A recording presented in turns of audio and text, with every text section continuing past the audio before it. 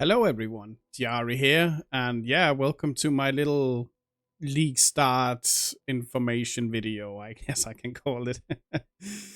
Yeah, and now with a camera as well. So hello there.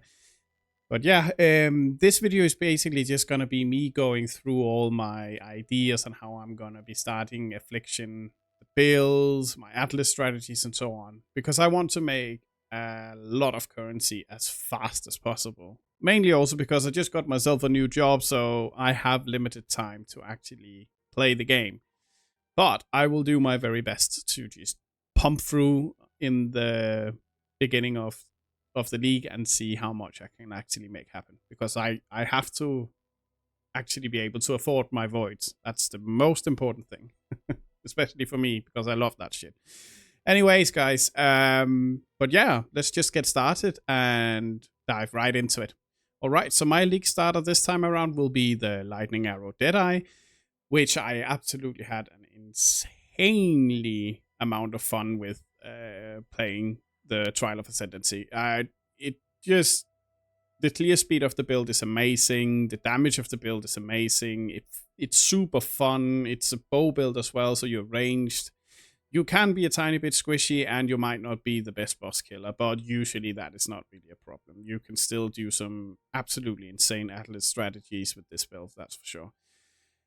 I will be using Crouching Tuna's guide, which is absolutely amazing, and I can highly recommend it. I will definitely leave a link to his max roll guide, and also you should definitely check out his YouTube, where he has been updating his lightning arrow build over the last couple of days, basically since I released this one. Where he updates some things that have changed since Trial of Ascendancy. One thing would be we are not using Chaos Sloths anymore, and instead you can use some other strategies to get Berserk and stuff like that. But that is something Crouching Tuna is much better at explaining than I am. But again, I can highly recommend this as a league starter, and it is probably one of my favorite builds so far. So yeah, onwards to the Atlas strategy, which is also one of the most interesting parts. All right, so my first Atlas strategy, as seen here, will be focused around trying to get as much map sustainability as possible, and I will do that by utilizing the wandering path node up here. So what I will be doing is, as soon as I start maps and I start getting passive points, is I will hightail through the middle here all the way up until I hit wandering path. The interesting thing about the wandering path is that notable atlas passive skills grant nothing. However, you get 100% increased effect of small atlas passive skills. And that is important when you take a look at these small nodes. So you can see they increase from 2% to 4% chance for one monster in each of your maps to drop an additional connected map.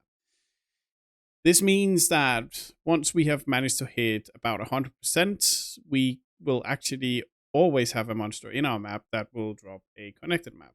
And that is really nice for map sustainability. And yeah, you will also grab a couple of these nodes here, which ups the chance of the map to be one tier higher. So yeah, that is also really nice. But yeah, this is my way of sustaining maps early game, and hopefully this will be sufficient enough for me to actually clear the atlas rather quickly. But yeah, onwards to my end game strategy. All right, so as soon as I am getting close to finishing map progression, I will be transitioning into a different Atlas strategy. And this is a rough idea of what I intend to do. Could probably be optimized quite a bit, but it gives a generally good idea of what I intend to do. And I will be focusing a lot on Legion, because Legion is just such a rewarding mechanic, in my opinion, and especially with a build like Lightning Arrow, you can blast through them very quickly, and yeah, they just drop tons of interesting loot. One thing to keep in mind though is remember to sort out your loot filter, because you don't want to pick up all the bad incubators and stuff like that. because you will get a lot of them. But yeah, especially these nodes over here is quite interesting because you have like a chance of timeless splinters to drop as timeless emblems, and that's just massive profit when that happens. And it actually does happen quite often, in my opinion. So yeah, if you can like get some Maraketh Legion emblems very early on, a lot of people will be farming 5 ways to try and hit level 100 and so on. So I will definitely recommend Legion as a starting mechanic, especially if your build can handle it. It is a bit rough. It is a bit tough. So make sure you have a good clear build. Other things I will be focusing on is something like Harvest. Harvest itself is just such an amazing moneymaker as well. Like everybody needs Life Force early on and will pay a lot for it. It's just such an essentially nice things for crafting and stuff like that. So yeah, definitely consider that as well. And then yeah, I kind of like go a bit out of line here. I'm very curious about this ultimatum they are adding back, and I really, really, really want to check it out. So you see, my atlas is going a bit in a funny direction here, but I'm curious, and I want to see if this is actually worth some massive currency. However, I might not be able to do this one up here, which is kind of like where you can't choose your modifiers. So this is probably going to hurt a lot, and I will probably spec out of this one and change it up because I might need a completely different build for doing ultimatum. But who knows? Maybe it will just be fantastic. I will also be focusing on the Searing Exarch here because it just gives a bunch of consistent currency like Chaos Orbs, Gem Cutter's Prisons, and I think Awakened Sextants as well.